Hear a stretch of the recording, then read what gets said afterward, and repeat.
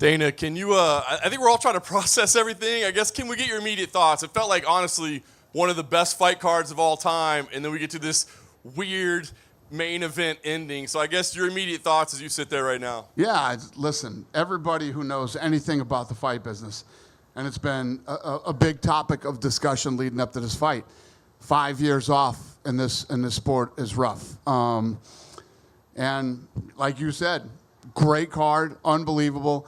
I mean, the Paddy Pimblett thing right before, you just feel it all in the air. Here we go. I mean, I was expecting at least a one-round war, or, who knew what Conor was capable of. I was going to ask you, have you had a chance to talk to Conor? It sounds like you've talked to the medical team. Have you talked to Conor? Do we know exactly the extent of what happened? I haven't. We'll see. I don't know. Yeah, I don't know. Maybe walk me through when the kick actually was thrown. Were you surprised that he ran at you with a not at all kick? Not at all. I knew he was gonna. I thought he was gonna. He always jump in with a side kick to the front leg or something. I was just surprised of how slow motion it looked in the air. I was like, whoa, 170 world is kind of fun. Conor McGregor quit tonight, regardless of what John Anik, Daniel Cormier, and Joe Rogan want to push. Conor McGregor packed it in and quit tonight. He did not show up to fight. For all the people, for all the clowns out there saying, Joey, how does it feel to be wrong for a change? You said Conor would never show up. You call that showing up? Did he land one shot? I don't think he did. I guess you could count some up kicks to the arms of Max Holloway. Now, this fight had a lot of hype coming into it. Conor did so much media. I think the gate for this event was about $25 to $30 million. 170-pound bout. I had Max Holloway win this just because Max Holloway's been in the paint, but Max didn't have to lift a finger in order to win this fight because Conor suffered a knee injury. McGregor was coming back from a 5-year layoff after a catastrophic injury, but what people don't mention is he wasn't even in his prime then. When he injured his leg, when he broke his leg against Dustin Poirier, he wasn't even in his prime then. So what do you think 5 years of drinking and doing coke and out being a therapist, if that was 2 words, what do you think that's going to do to you when you try to return to become an elite athlete again? I think where he hasn't fought in so long, his body couldn't keep up with it. And coming out and throwing a crazy kick like that first thing, his knee just collapsed underneath him, and I feel bad for him. Know what I mean? He's put so much into coming back and getting back in the octagon, and that happens in the first 5 seconds. You've got to feel for him. UFC 329 was more disappointing to me than Tom Aspinall Cyril Gane, because at least in that fight we saw them get after it a little bit. We get an idea of what a fight between those two guys looked like. Tonight we did not get that with Conor McGregor and Max Holloway. Hopefully Conor's not hurt too bad, and hopefully Max gets an opportunity to compete very soon. So I believe Conor can come back. It just depends on if he wants to come back. Look, he did it after 5 years, and he looked like he was in incredible shape. He looked very confident going into the fight, but then when the fight came out, I mean, whatever the UFC wants to do, Islam's going to say yes. So, I mean, Max is a legend, and he doesn't back down from anybody. He'd fight DC if he had an opportunity, and he'd love doing it. So, you can't cross Max out on any competition, because he's game. Whether he does well or not, well, I don't know. But he's game for it, so you can't ever cross him out. He's got the mind of a warrior and the mindset of a champion. So he was up for any challenge. I believe, anyways, that Max is up for any challenge. I thought it would have been maybe after the first round. That's when Max would be doing more work and taking him out later on. But even from the replay, Conor was compromised beforehand. Maybe, who knows? Doesn't matter. It does matter because, again, it's just disappointing the way the fight ended. Max doesn't want to win that way. Conor doesn't want to go out that way. So I'm sure they can do part 3. Like Max said, let's get this money, baby. That'll be good. But he's going to need a long layoff after that. That looks like it's 6-month recovery thing. I think where he hasn't fought in so long, his body couldn't keep up with it. And coming out and throwing a crazy kick like that first thing, his knee just collapsed underneath him, and I feel bad for him. Know what I mean? He's put so much into coming back and getting back in the octagon, and that happens in the first 5 seconds. You've got to feel for him. UFC 329 was more disappointing to me than Tom Aspinall Cyril Gane, Because at least in that fight, we saw them get after it a little bit, and we get an idea of what a fight between those two guys looked like. Tonight, we did not get that with Conor McGregor and Max Holloway. Hopefully, Conor's not hurt too bad, and hopefully Max gets an opportunity to compete very soon. So I believe Conor can come back. It just depends on if he wants to come back. Look, he did it after 5 years, and he looked like he was in incredible shape. He looked very confident going into the fight, but then when the fight came out, 5 years away from it, how good is it to be back, feet on the ground in Las Vegas, and be here for a fight week? Hallelujah, the Mac is back. Can I get a Mac energy, please? Tristan, thank you so much. Hallelujah, baby. Thank God. A beautiful day here in Las Vegas. This is the day the Lord has made, and I will be glad and rejoice in it. It's great to be back. Weight's on point, body's on point, mind sharper than ever.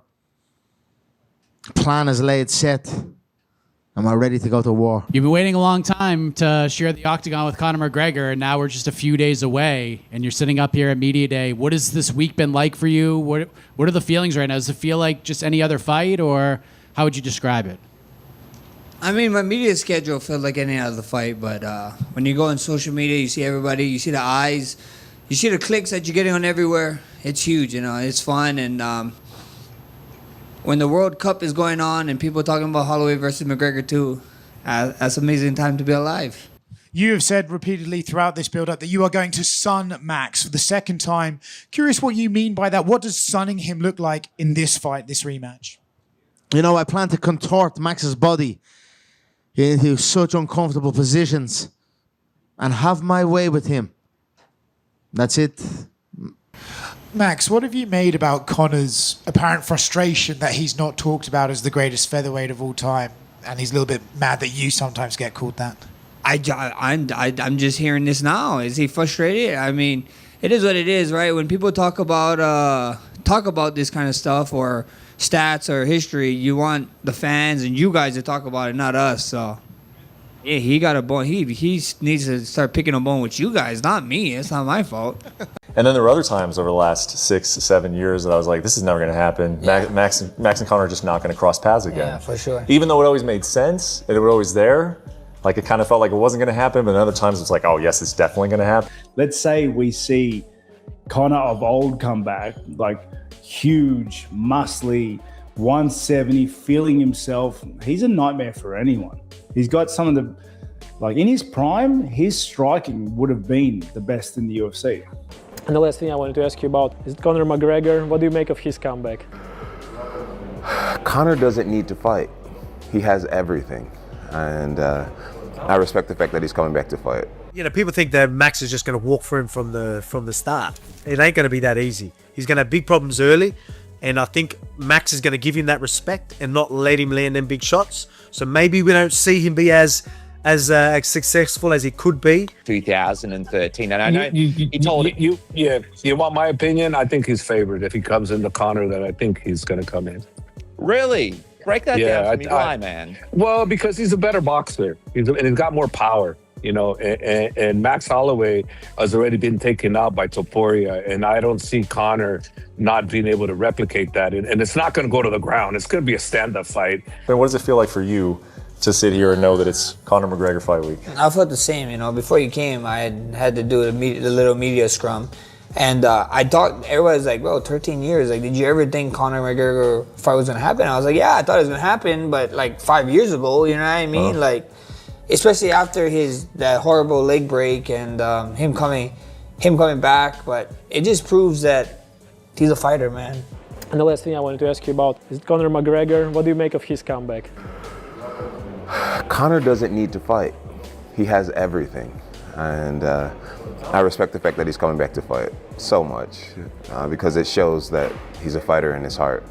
You know, me, I got to a certain level and I decided to walk away. You know, Conor, he's back, and it just shows how much he loves the sport.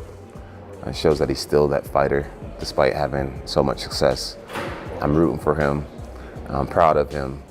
And I think he's just great, man. The businessman that he's been for our sport, you know, he teaches fighters that we can be more than just fighters. You know, people think that Max is just going to walk for him from the start. It ain't going to be that easy. He's going to have big problems early. And I think Max is going to give him that respect and not let him land them big shots. So maybe we don't see him be as successful as he could be. I'm going to have to go Max Holloway for the win. Can it be a finish? 100%. If Max gets you tired, he's so good at going in for the kill.